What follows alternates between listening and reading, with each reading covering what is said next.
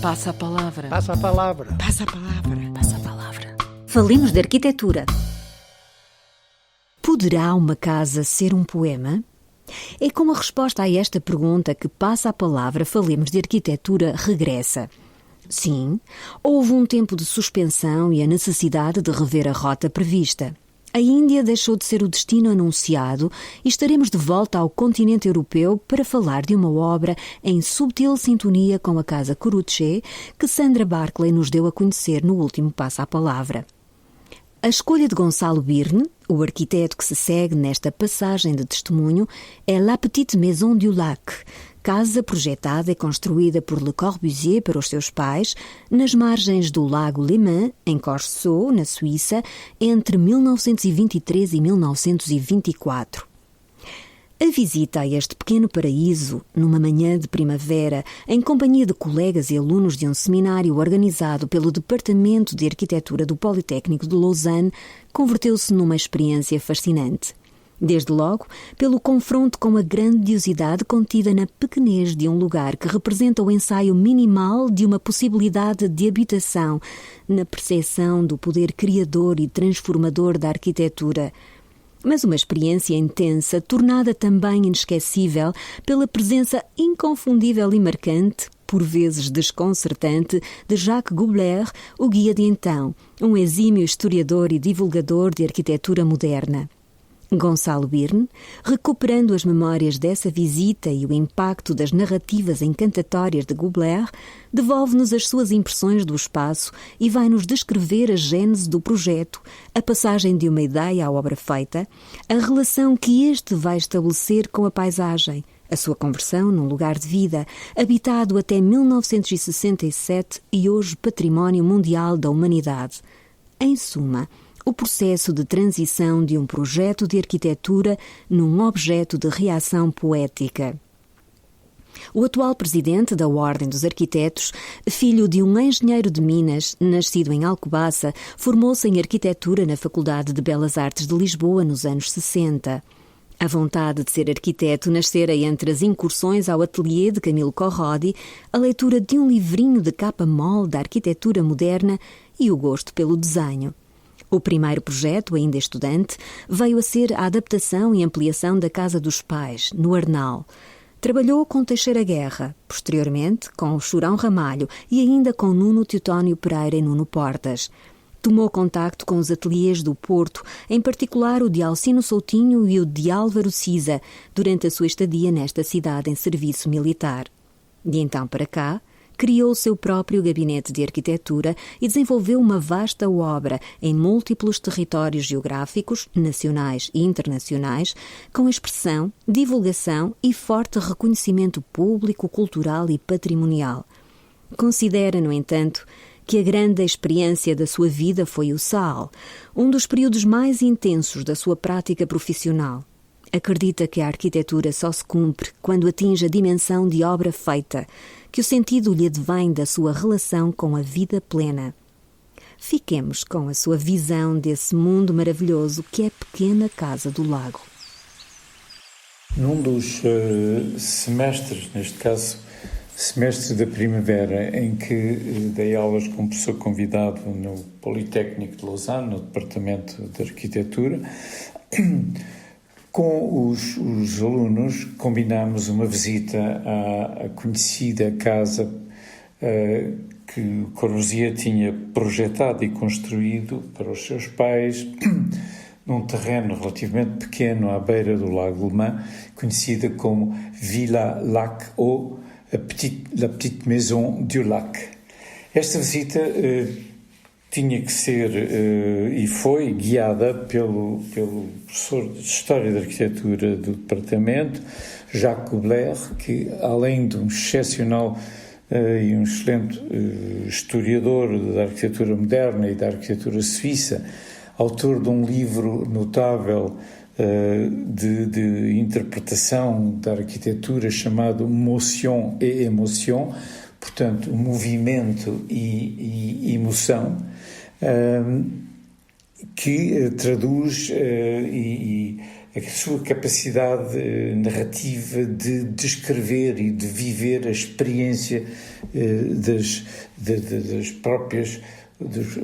das edificações que constam da história que ele próprio ensina. Jacques Koubler aceitou fazer a visita guiada. Ele estava em convalescência de um acidente gravíssimo doméstico que tinha tido, em que partiu uma perna e que esteve internado cerca de 2 meses,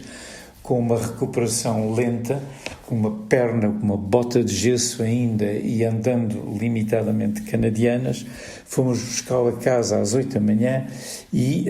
à entrada da porta no muro com cerca de 30 metros de comprido, a porta que dá acesso ao terreno onde está a casa do lago, juntamente ele entrou comigo e com mais os assistentes que estavam nessa altura.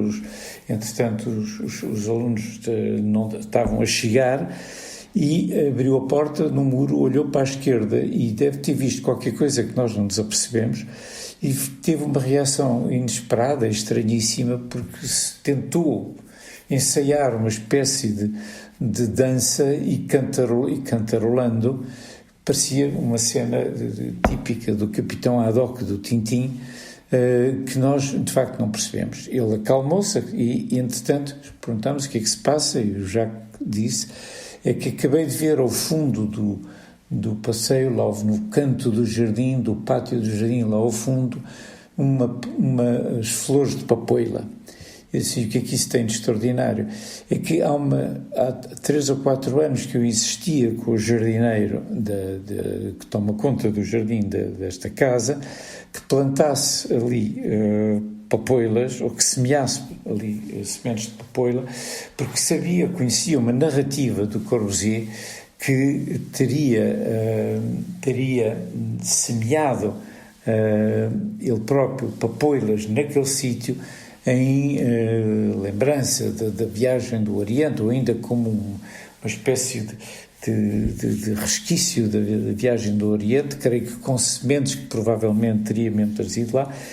E o jardineiro sempre não tinha. Até que naquele ano, como era o início da primavera, finalmente ele percebeu que o jardineiro tinha cedido e semeado as ditas papoilas. Uma história típica do Jacques Koubler, que de resto usa para contar a fabulosa visão dele e a maneira como cativa os estudantes. As aulas em Lausanne eram aulas onde muitos estudantes iam assistir, para além daqueles que eram da turma dele, porque de facto eram extraordinários.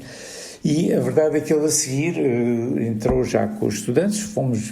estivemos no jardim, ele falou, discorreu em frente daquele famoso muro com a janela quadrada, que é uma espécie de quadro convencional sobre os Alpes da Savoia e o lago. Depois entramos na casa e, instalado na chaise longue do Corbusier, ao longo da grande janela, chamada Fenêtre en longueur, que é uma das invenções da arquitetura dos 5 eixos da arquitetura moderna que o Corbusier descreve no Vers l'Architecture, no seu livro. O Jacques Koubler faz uma lição notável de como é que está, o que está na gênese daquela janela, com, digamos, a paisagem viva do lado de fora, em que se passa, e ele falava da relação entre o movimento dos barcos no lago, a horizontalidade que é típica de uma visão panorâmica e de uma linha de horizonte, e da movimentação dos barcos como uma espécie de descoberta da arquitetura moderna, a maneira de meter essa realidade dentro da casa. É claro que a janela, com um vão de 11 metros, é uma construção possível também a partir da viga de aço ou de betão armado. E assim, contando outras histórias sobre a casa, ele vai-nos fazendo descobrir um mundo de maravilha, um mundo absolutamente fascinante, que resulta daquela casa, que nasce como um protótipo da arquitetura moderna, que é uma história curiosa e paralela, e que se transforma, de facto, num sítio absolutamente extraordinário, uma experiência completamente inesquecível, num lugar de vida e um poema em forma de casa. Mas a história da gênese desta casa é muito curiosa, porque ela foi construída em 23, 24, inaugurada no final de 1924, mas o Corbusier, que fazia várias vezes o percurso de caminho de ferro entre Paris, onde ele trabalhava na altura, e Milão, e essa linha entre Lausanne e Milão passa também paralelo ao lago, pouco acima da casa. O Corbusier tem uma frase muito curiosa que ele escreveu e que eu vou reler em francês, em que ele diz: Je prends à plusieurs reprises le rapide Paris-Milan, que é o Lorient Express, o famoso Expresso do Oriente. J'emporte un plan de maison dans ma poche. Eu levo um projeto de uma casa no meu bolso. Le plan avant le terrain, le plan d'une maison pour lui trouver un terrain, oui. Ele levava um projeto de um protótipo de casa e procurava um terreno para meter esse protótipo. Efetivamente, a casa, que ocupa um terreno com cerca de 30 metros por 12 de largura, que no fundo é a distância que separa a estrada da beira do lago, com um muro de 30 metros, com a tal porta de entrada no jardim. A casa tem uma planta de cerca de 60, um pouco mais de 60 metros, 64 metros, que equivale a um retângulo de 18 metros por 4 de largura, mais ou menos, e é uma planta retangular com um volume paralelepipédico, com um vão único de 4 metros, com um travejamento de madeira, neste caso, e que é aquilo que o seu primo Pierre Jeanneret chamava o wagon-restaurante, e que era, de facto, quase a dimensão de uma carruagem, mas que é um ensaio típico daquilo que poderia ser aquilo que mais tarde dá origem a toda uma investigação sobre a unidade de habitação, digamos, minimal, e que de resto é divulgada pela Europa toda como uma possibilidade de habitação com conforto dentro claramente de um plano funcional, um plano livre, que no caso o Corbusier procurava um terreno para meter esta casa. E o que é curioso é ver como é que de um protótipo, este protótipo se vai diluindo no sítio e na dinâmica do tempo, porque é uma casa que ele projeta e constrói para os seus pais, que mais tarde é vivido já só também pela mãe, que é habitada durante 43 anos, mas que é extraordinário como é que esta planta claramente prototipal, ou esta machine habitée, como o Corbusier definia, se vai enquadrar neste terreno, se vai adaptar à abertura do lago, ao pátio ajardinado, fechando a relação com a estrada, porque é barulhenta, e abrindo um jardim que é um pátio circundado por 3 muros, aberto ao céu, ignorando um pouco a paisagem do vinhedo das famosas Côtes de Lavaux, que é uma paisagem fabulosa de socalcos morados, um pouco como a paisagem também classificada Património da Unesco como a paisagem do Douro, e abre-se sobretudo sobre o lago. E esta relação entre entre a vida que se vai desenvolver aqui com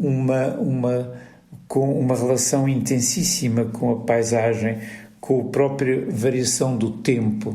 com o ruído, o som, a sonoridade,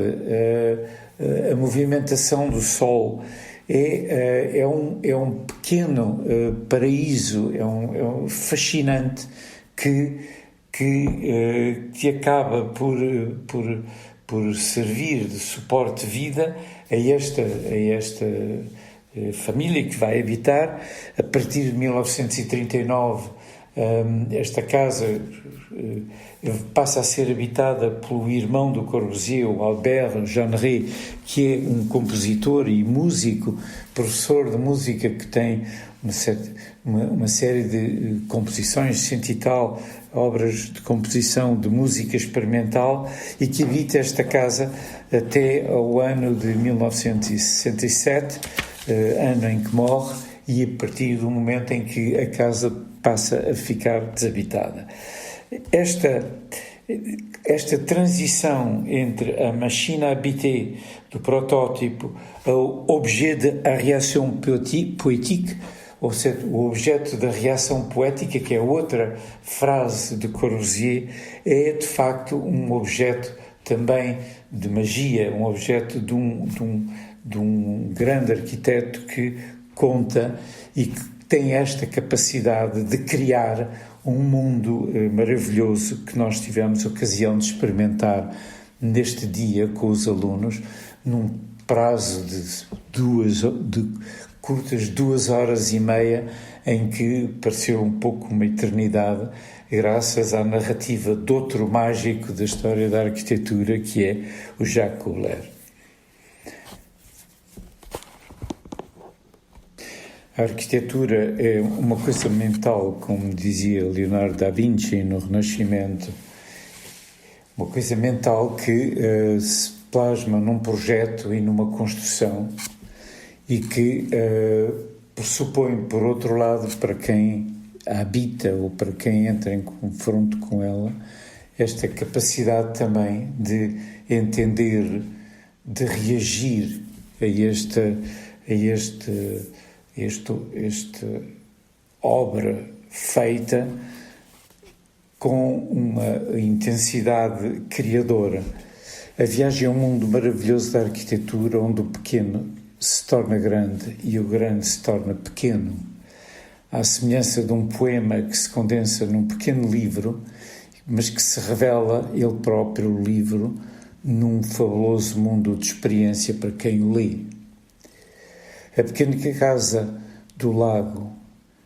do Corbusier contém na sua pequenez a grandiosidade de um sítio e de um tempo para quem o possa habitar.